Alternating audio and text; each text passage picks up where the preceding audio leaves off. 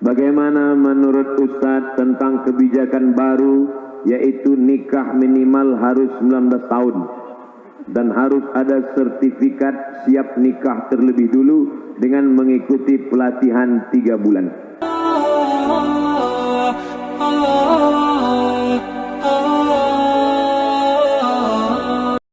Seringkali teman yang berbeda agama mengucapkan selamat ketika Idul Fitri. Bagaimana sikap kita untuk membalas hal seperti ini agar tidak dicap sebagai kelompok yang sempit dan fanatik buta? Sampaikan ke dia, brother, kau saudaraku satu bangsa dan setanah air. Aku tidak bisa mengucapkan selamat Natal, karena bagi kami Nabi Isa itu bukan Tuhan, dia adalah Nabi utusan Allah. Dan bagi kami dia tidak lahir tanggal 25 Desember. Kuharap kau tidak tersinggung dengan ini. Kalaupun kau tersinggung, ya nggak apa-apa. Saya punya sahabat tidak Islam, tapi saya sampai hari ini masih teman baik. Dan dia tidak tersinggung karena dia tahu keyakinan saya. Itulah makna persahabatan. Persahabatan itu seperti kepompong, berawal dari ulat menjadi kupu-kupu. Persahabatan itu kan saling memahami, saling mengerti. Bukan kita mengorbankan akidah kita. Bukan berarti dia ucapkan Idul Fitri 1 Syawal, mohon maaf zahir dan batin, lalu kita balas dengan ucapan yang sama. Tapi di hari baik, di hari yang lain, saya tetap datang bersilaturahim. Saya tetap datang berkunjung ke rumahnya. Dia beri saya minuman kaleng. Dia tahu dalam akidah saya, makan bekas makanan yang tidak halal tidak boleh. Dia kasih saya kue kotak, dia kasih saya minuman kaleng. Kami saling menjaga sampai hari ini. Bukan berarti saya tidak punya kawan beda agama.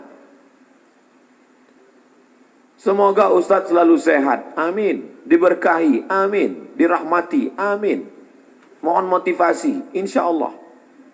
Pemuda yang berhijrah terkadang merasa putus asa karena selalu teringat dosa di masa lalu. Kalau kau masih ingat dosa, alhamdulillah. Yang khawatir justru kau nggak ingat dosa. Setelah hijrah kau merasa sudah menjadi penghuni surga, yang lain masuk neraka. Setelah hijrah, bapaknya masuk neraka, emaknya masuk neraka. Yang masuk surga cuma dia, istrinya, sama gurunya. Di kaplingnya surga itu. Memang dia panitia akhirat.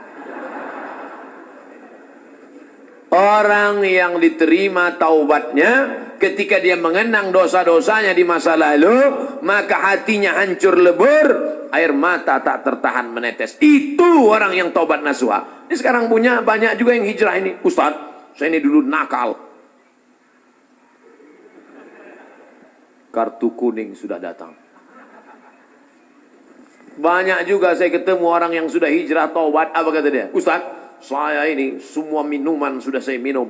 Semua perempuan sudah saya rasa. Dari Afrika sampai Eropa. Ente taubat apa bangga? Dosa kok bangga? Ini yang taubatnya diterima Allah SWT. Rasa takut kepada Allah. Apa tujuan puasa 30 hari? Ya ayyuhalladzina amanu kutiba alaikumusyamu kama kutiba alal ladzina min qablikum la'allakum takut. Wahai engkau saudaraku, engkau sudah punya rasa takut dalam hati. Dengan bekal takut inilah engkau akan masuk ke dalam surga Allah SWT. Ada orang minta jasadnya dibakar, abunya di laut dihanyutkan. Kenapa?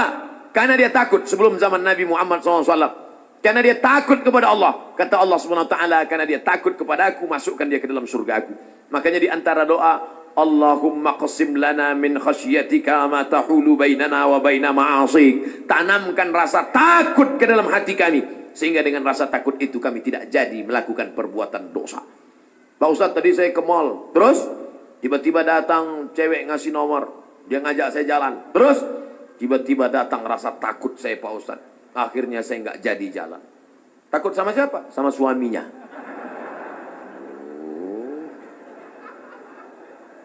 Untuk masyarakat Indonesia yang beragam, bagaimana model bertetangga yang diajarkan Islam dalam menghadapi perbedaan keyakinan dan latar belakang etnis?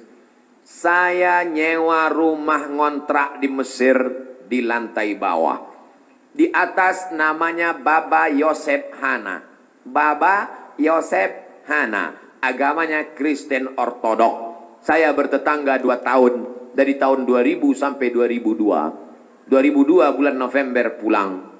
Suatu ketika kami datang mengadu ke Baba Yosef. Baba Yosef, kami tidak sanggup lagi bayar uang sewa rumah. Karena Bapak Yosef mengatakan sewa rumah mesti saya naikkan. Karena saya kena kanker. Saratan bahasa Arabnya, saya kena kanker nak. Maka sewa rumah mau kami naikkan. Kalau Bapak Yosef menaikkan sewa rumah, apa boleh buat, kami pindah dari rumah ini Bapak Yosef. Kenapa? Karena kami juga lebih dahsyat kanker kantong kering. Tahun 98, 99, 2000 krisis moneter. Apa kata Bapak Yosef? Kalian jangan pindah, tetaplah di rumah ini. Setiap acara Pak Dubes datang, Bapak Yosef kami undang makan bersama. Dan dia juga tetap baik dengan kami. Kami tahu kami berbeda, maka mengucapkan tidak assalamualaikum, tapi kalau ketemu sobahal khair, selamat pagi, sobahan nur, selamat siang, masa al khair, selamat petang, selamat malam. Kami saling menjaga. Apakah karena berbeda lalu kemudian kami berkumpul bersama? Ini tuan rumah beda agama, mari kita siapkan pisau dapur, kita bunuh dia malam-malam. Wala ana abidum ma'abattum wala antum abiduna ma'abud lakum dinukum waliyadin. Kami tetap bisa bekerja sama. Di Indonesia, tetangga dekat rumah saya non-muslim, kami bertetangga, tidak pernah konflik sampai hari ini. Bagaimana menurut Ustadz tentang kebijakan baru, yaitu nikah minimal harus 19 tahun dan harus ada sertifikat siap nikah terlebih dulu dengan mengikuti pelatihan 3 bulan.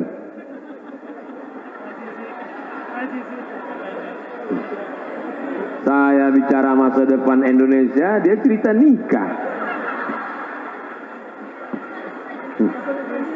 Kalau saya tahu nikah itu lebih banyak baiknya daripada mudaratnya, kalau saya tahu nikah cepat itu bagus, pagi khitan, siang nikah.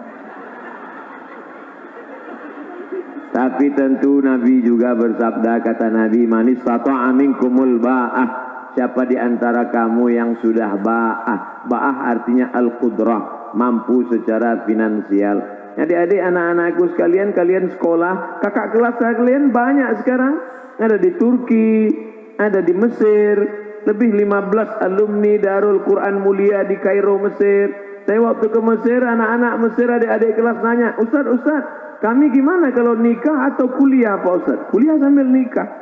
Terus makannya gimana? Subsidi silang. Kamu dapat kiriman kan? Iya. Kamu dapat kiriman? Iya. Gabungkan APBD-nya. Cari yang siap dari nol. Di pom bensin dong Ustaz. Adinda, AA kan lagi belum kerja nih.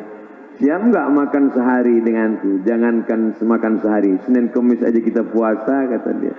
Tapi jangan lama-lama gitu. Nah, oleh sebab itu perlu kesiapan mental. Masalah perlu sertifikat sebelum nikah, ini memang dari dulu saya ngomong ke Bapak Kepala Kantor Wilayah Kementerian Agama Provinsi Riau dulu, namanya Pak Dr. Asari Nur. Pak Dokter, ini sekarang banyak laki-laki nggak ngerti masalah nikah, dikit-dikit marah, 1 hari sampai jatuh tolak 5.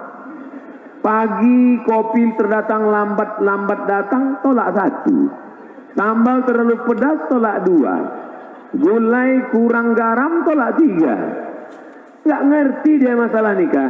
Jadi Pak, kata saya waktu itu, gimana kalau kita buatkan 20 SKS, orang yang mau nikah ini dibuatkan kursus pranikah. Setelah dia ngerti masalah pernikahan, akidahnya mantap, bisa jadi imam, baru dia boleh nikah. Bagus, setuju. Jadi program ini tinggal diisi saja, dibuatkan. Tidak boleh menikah sebelum ikut kursus bisa baca Quran. Setuju? Nah, dia bisa jadi imam. Bayangkan kalau suaminya tamat Darul Quran Mulia. Masya Allah. Di tengah malam itu dia akan membangunkan istrinya. Wake up my darling. Wake up my honey. Karena dia tiap malam tahajud di Darul Quran. Dia pun sholat. Allahu Akbar. Bismillahirrahmanirrahim. Ar-Rahman. Allamal Quran, khalaqal insan, allamahul bayan. Allahu Akbar. Kata makmumnya, lu kok cepat banget. Begitulah kalau suaminya alumni Darul Quran Mulia. Tapi kalau yang nggak lulus sertifikat tadi, Allahu Akbar, sampai salam nggak bunyi.